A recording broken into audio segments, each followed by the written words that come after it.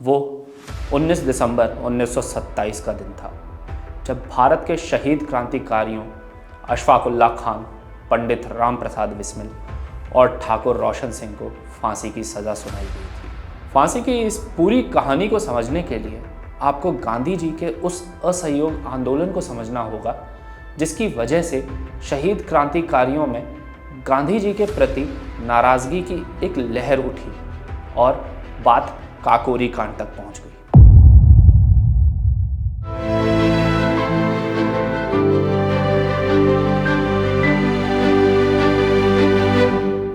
नमस्कार, मैं अनिकेत दीक्षित स्वागत करता हूं आपका हमारे चैनल हिस्ट्री फॉर यू में, जहां हम आपको इतिहास की उन घटनाओं के सफ़र में ले चलते हैं जिन्होंने अपनी एक अमिट छाप छोड़ी है और लोगों के दिलों में अपना गहरा प्रभाव रख छोड़ा है।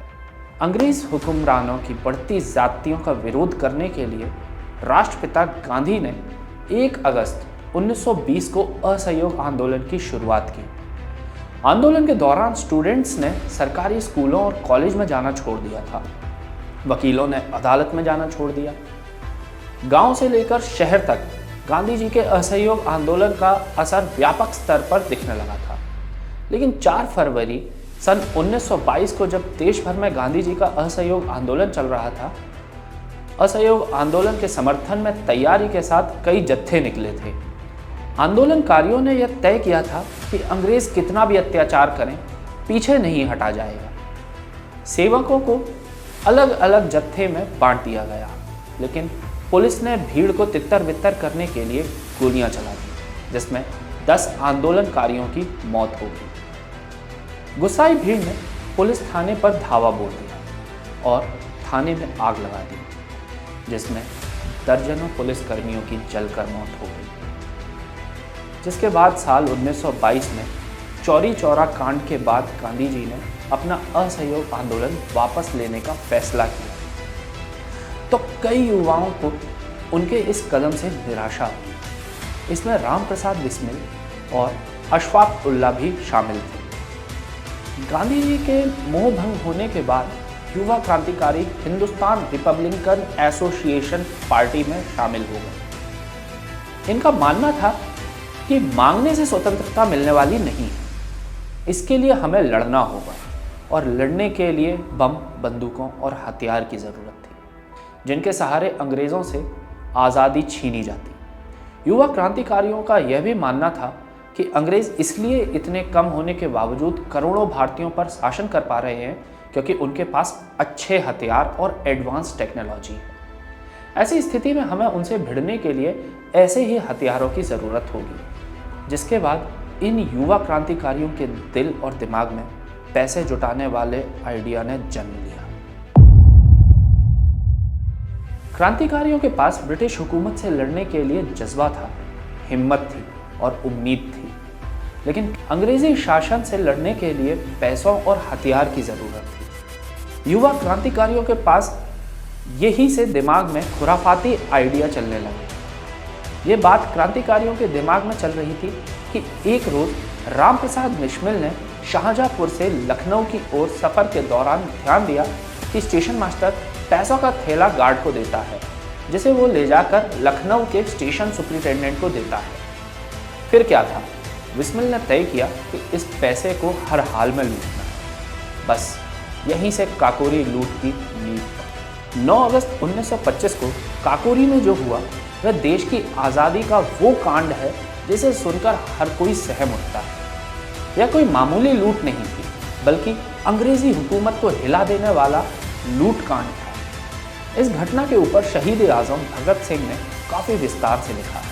उन दिनों छपने वाली पंजाबी पत्रिका कीर्ति में भगत सिंह काकोरी के वीरों के परिचय नाम के लेख में लिखते हैं। पंजाबी पत्रिका कीर्ति के मुताबिक 9 अगस्त 1925 को काकोरी स्टेशन से एक ट्रेन चली। यह करीब लखनऊ से 8 मील की दूरी पर था। ट्रेन चलने के कुछ ही देर बाद उसमें बैठे 3 नौजवानों ने गाड़ी रोक दी। उनके ही अन्य साथियों ने गाड़ी में मौजूद सरकारी खजाने को लूट लिया। उन 3 नौजवानों ने बड़ी चतुराई से ट्रेन में बैठे अन्य यात्रियों को धमका दिया था और समझाया था कि उन्हें कुछ नहीं होगा, बस चुप रहें। लेकिन दोनों ओर से गोलियां चल रही थी और इस बीच एक यात्री ट्रेन से उतर गया और उसकी गोली लगकर मौत हो गई। इसके बाद अंग्रेज़ों ने इस घटना की जांच बैठा दी। सीआईडी के अफसर हॉर्टन को जांच में लगा दिया गया। उसे मालूम था कि यह सब क्रांतिकारी जत्थे का किया धरा है। कुछ वक्त बाद ही क्रांतिकारियों की मेरठ में होने वाली एक बैठक का अफसर को पता लग गया और छानबीन शुरू हो गई।